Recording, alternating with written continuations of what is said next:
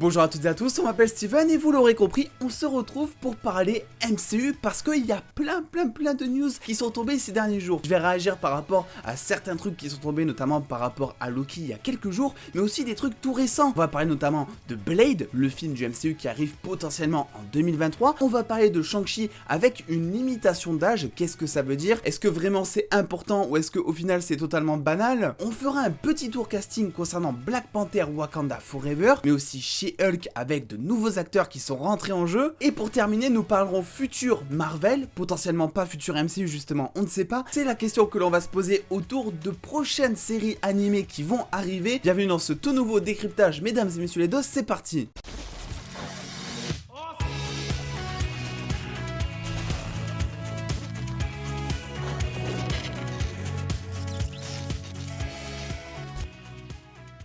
Et nous allons commencer par une news qui est tombée il y a quand même quelques jours, mais j'avais envie de réagir par rapport à ça. Loki, vous le savez, la saison 2 a été officialisée, vous pouvez d'ailleurs retrouver ma critique si ce n'est pas encore déjà vu afin d'avoir mon avis. Et ben voilà, on a eu une news effectivement, la réalisatrice de la saison 1, Kate Herron, ne sera pas de retour pour la saison 2. Selon ses déclarations, c'était quelque chose qui était prévu depuis le départ, elle n'a pas souhaité tout simplement intervenir pour la saison 2, elle a même partagé qu'elle était sur d'autres projets qui n'avaient strictement rien à voir avec le MCU, mais qu'elle n'était complètement pas fermé à l'idée de revenir un jour dans l'univers. Et j'aimerais revenir par rapport à ça parce que mine de rien, je trouve que c'est un gros pari. Loki, cinématographiquement parlant et de mon point de vue, je trouve que c'est la meilleure série, la meilleure réalisation objectivement parlant. Et mine de rien, c'est aussi ce qui a contribué au succès de la série, qui est maintenant la série la plus regardée de la plateforme Disney+, je le rappelle. Ce qui veut dire qu'en changeant de réalisateur, ce qui va donc arriver, Marvel Studios prend un petit risque tout simplement, puisqu'on ne sait pas en fait comment ça va se comporter. Est-ce que même l'histoire de Loki concernant sa sexualité bi entre guillemets va être abordée, parce que ça on le sait, c'était une des volontés de la réalisatrice de la saison 1 justement. Est-ce que du coup ça va être poursuivi ou est-ce que il y a vraiment pas besoin? Moi je suis plus d'avis de dire qu'en fait c'est totalement normal et que maintenant que ça a été entre guillemets abordé, t'es pas forcément obligé d'approfondir plus que ça en fait.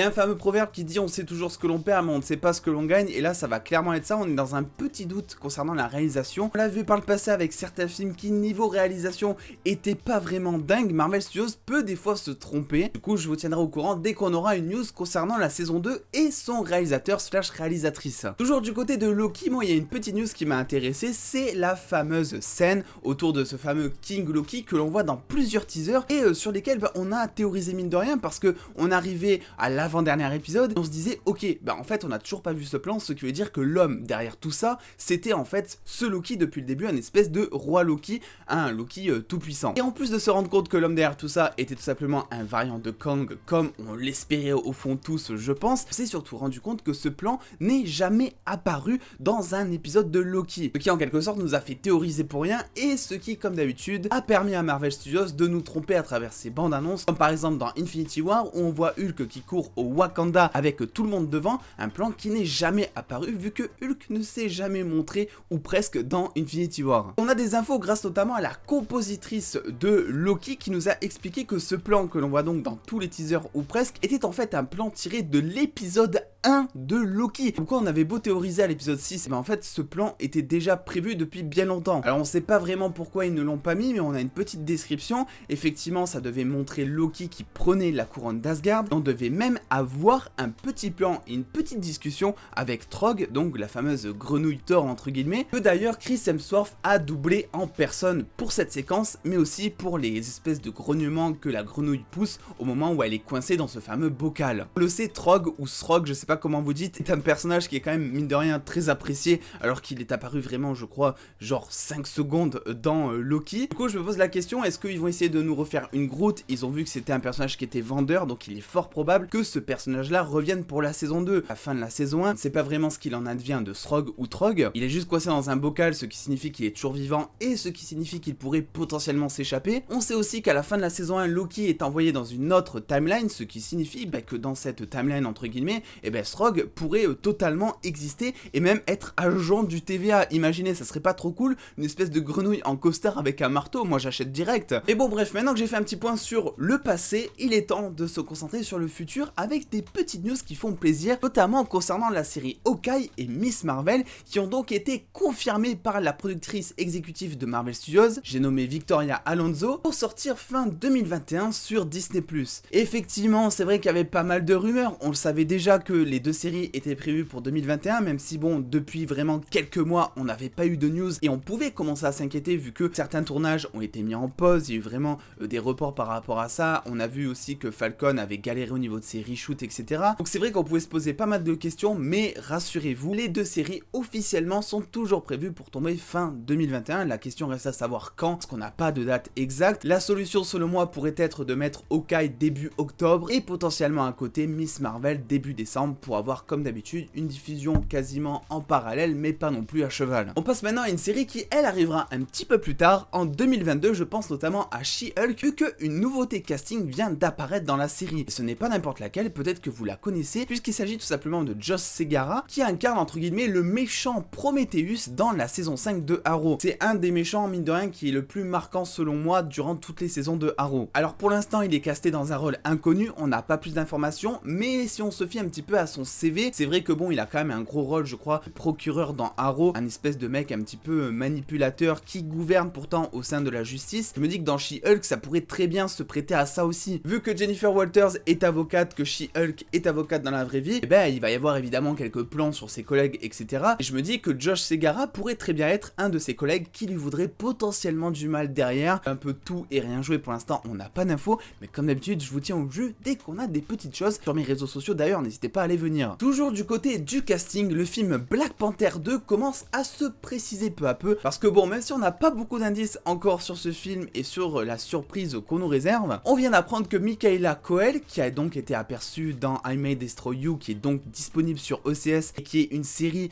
que je vous conseille malgré qu'elle ait été annulée, et bien cette actrice vient aussi de rejoindre le casting du film dans un rôle, vous l'imaginez, toujours inconnu. Là, j'ai pas vraiment de théorie à faire, ça peut vraiment être quelqu'un de l'armée du Wakanda, comme ça peut être quelqu'un qui est complètement sur Terre, comme ça peut être quelqu'un qui est du côté entre guillemets de Killmonger. Voilà, ça peut vraiment être n'importe qui. Ce qui est sûr, c'est que l'actrice a un éventail de jeux qui est plutôt large, donc elle pourrait potentiellement jouer tout et n'importe quoi selon moi. Et c'est pas ces 4 nominations aux Emmy Awards pour justement uniquement la série I May Destroy You qui vont me faire dire un petit peu le contraire. Et avant de parler de cette limitation d'âge autour de Shang-Chi, qu'est-ce que ça veut dire, mais aussi de Blade, on va parler du futur du MCU toujours, mais concernant cette fois l'animation, puisque la productrice exécutive de Marvel Studios l'a confirmé hier sur Variety. Effectivement, Marvel Studios a monté un mini studio au sein même de son propre studio qui sera consacré au projet d'animation. Selon ces mots, l'animation serait un petit peu le bébé de Marvel Studios apparemment, même si pour l'instant on ne sait pas trop ce que ça veut dire. Je rappelle que en animation récemment, il y a juste eu MODOK qui est un petit peu sujet à débat mine de rien, et aussi What If qui arrive donc le 11 août sur Disney+. Et je pense que c'est pas pour rien s'ils décident de dépenser de l'argent pour monter un petit studio en interne, c'est que ils sont persuadés que What If va grave fonctionner, malgré le fait que ce soit de l'animation et malgré le fait, je pense, que certains d'entre vous ne soient totalement pas hypés par cette série. On le sait, vous allez quand même regarder et peut-être que vous allez kiffer. La grande question est de savoir après, est-ce que ces projets d'animation vont être canon au MCU? On se pose déjà la question honnêtement pour What If, même si avec la fin de Loki, on commence de plus en plus à espérer sur le fait que What If pourrait entre guillemets faire partie ou en tout cas être canon au MCU. Donc je me dis, avec tous ces délires un petit peu de multiverse et tout ça, ils ont vraiment le champ libre. Limite, ils peuvent aussi se permettre d'enlever le doute sur le fait, voilà, est-ce que Agent of Shield est canon au MCU? Ils peuvent totalement maintenant le rendre canon grâce aux différentes timelines et aux différentes réalités. Et c'est aussi ce qu'ils peuvent faire du coup pour tous leurs projets d'animation. Vous le savez, on le dit depuis le début, de toute façon, le multiverse, c'est un petit peu la grosse facilité scénaristique de Marvel Studios pour cette phase-là, sans vraiment être non plus une facilité scénaristique vu que c'est totalement justifié dans le scénario. Personnellement, je suis assez chaud parce que je pense que les projets d'animation vont nous permettre de découvrir beaucoup plus de personnages. On le sait, une série, un film, ça coûte excessivement cher, alors que l'animation à côté, c'est un budget qui reste quand même assez moindre, et ça permettra du coup d'incorporer beaucoup plus de personnages, parce que bon, chez Marvel, il n'y a vraiment pas que les personnages présents dans le MCU, il y en a vraiment des centaines, des milliers. Et avant de parler de Shang-Chi qui arrive d'ailleurs très bientôt, on va faire un petit bond dans le temps, potentiellement en 2023, vu qu'on n'a toujours pas de date officielle. Je vais parler notamment de Blade, vu que ça y est, c'est officiel, le réalisateur du film a été trouvé. Le film sera donc réalisé par Bassam Tariq, bien que selon Deadline, le contrat ne soit toujours toujours pas encore signé. Et vu que ça fait énormément de bruit quand même depuis hier, je pense que clairement on peut le dire, c'est officiel et ça va bien se faire signer. Ça va bien se faire signer, c'est totalement pas français. Et pour le coup, même si on a enfin le nom du réalisateur, j'ai envie de dire, ben on navigue toujours un petit peu à l'aveugle vu que ce réalisateur n'a pas fait grand chose dans sa carrière. C'est pas du tout péjoratif, hein. Le réalisateur pakistanais est surtout connu pour avoir réalisé Mogul Mowgli qui a été présenté en avant-première au 70e Festival international du film de Berlin en 2020. Mais à part ça, c'est en fait un très jeune réalisateur, comme à l'habitude de Marvel Studios justement de sélectionner des jeunes réalisateurs. Je sais pas vraiment pourquoi d'ailleurs et je vous pose la question en commentaire. Est-ce que c'est justement pour dépenser moins de sous parce que si tu prends un gros réalisateur connu, et ben forcément ça va te coûter plus cher? Est-ce que c'est aussi pour avoir le champ plus libre parce que je sais pas, t'imagines tu prends un Tarantino pour réaliser un film du MCU, bien que ça n'arrive jamais je pense. Le souci c'est que le Gugus, ben il arrive chez Marvel Studios, il pose ses pieds sur la table et puis en fait c'est Marvel Studios qui écoute Tarantino et pas l'inverse justement. Ce qui empêche un petit peu au studio de donner des directives, bien que selon toutes les interviews que l'on a retrouvées, que ce soit de Chloé Zhao ou encore de James Gunn, etc., Disney laisse une certaine liberté à ses réalisateurs au moment de réaliser un film justement. Bref, comme d'habitude, je vous tiens informé dès qu'on a un peu plus de news par rapport à Blade, parce que j'ai vu que ce film, ben, quand même faisait pas mal parler chez certains d'entre vous, et ça se comprend, parce que Blade, c'est quand même un héros qui est assez badass, on espère qu'il sera R-rated. Et d'ailleurs, vu que j'en parle, on va parler de limitation d'âge avec cette dernière news. Effectivement, ça a été officialisé via une liste de la Classification and Rating Administration de la Motion Picture Association. Le titre est beaucoup trop long et mon accent est beaucoup trop pété pour qu'on puisse comprendre quelque chose. Bref, cette organisation a tout simplement confirmé que Shang-Chi et la légende des 10 anneaux étaient classés PG-13, donc déconseillés au moins de 13 ans. Une limitation d'âge qui se justifierait notamment par des séquences de violence et d'action, mais aussi de langage. Donc des gros mots dans le MCU, certainement que en VO. Parce que on le sait, si on regarde en VF, eh bien on a très peu de gros mots. Je sais pas pourquoi la VF veut à chaque fois enlever les gros mots, alors que des fois c'est vraiment pas grand chose. On entend Captain America quand même qui dit enfoiré au lieu de dire son of the...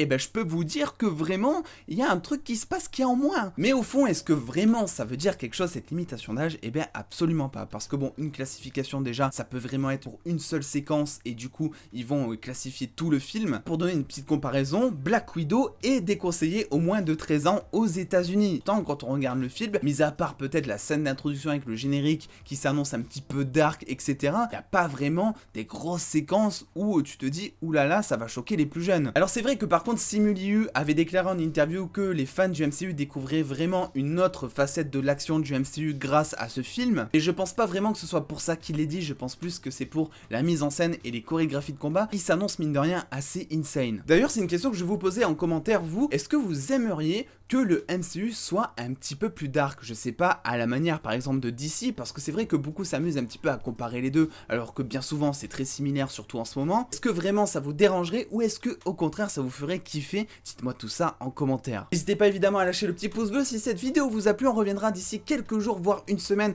pour revenir sur les dernières actus Marvel, avec bien entendu comme toujours mon avis. Je vous laisse venir me suivre sur les réseaux sociaux pour avoir toutes ces news. En attendant, sur mes réseaux sociaux justement, je viens de le dire 2 fois, faut vraiment que j'arrête de me répéter bordel. Et en attendant les dos, prenez soin de vous, faites-vous bien kiffer, des bisous les dos.